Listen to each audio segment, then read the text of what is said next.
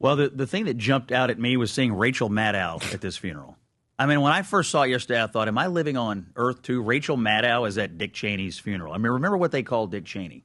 Before they called Donald Trump Hitler, they were calling Dick Cheney Hitler, war criminal, needs to be in jail, and so on.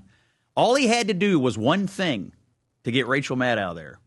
He voted against Trump in 2024. I mean, that's the thing. They hated. Oh, you vote against Trump, now we love you. That's it. And so, to me, the transparency of this is sort of disgusting. Look, this is establishment Washington.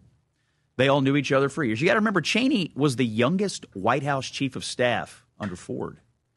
He was in the House. He was in the House leadership. He was Secretary of Defense.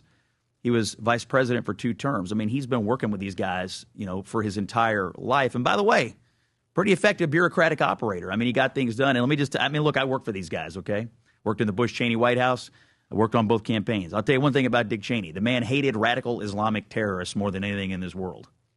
And that's pretty much what he dedicated himself to doing, killing them and stopping them from hurting Americans. And so I don't think you can ever criticize that. But this is official Washington. And the divide is, did you stand against Trump or did you go with Trump? Now, interestingly, even though Cheney was against him in 24, when a lot of Republicans weren't with Trump in 16, Cheney actually stepped up and said, no, I'm for Trump. I'm voting for Trump. And it was kind of a shot in the arm for Trump back in the 16 campaign. In fact, I think Cheney actually went to the Republican National Convention to show his support, and Bush did not. Wow.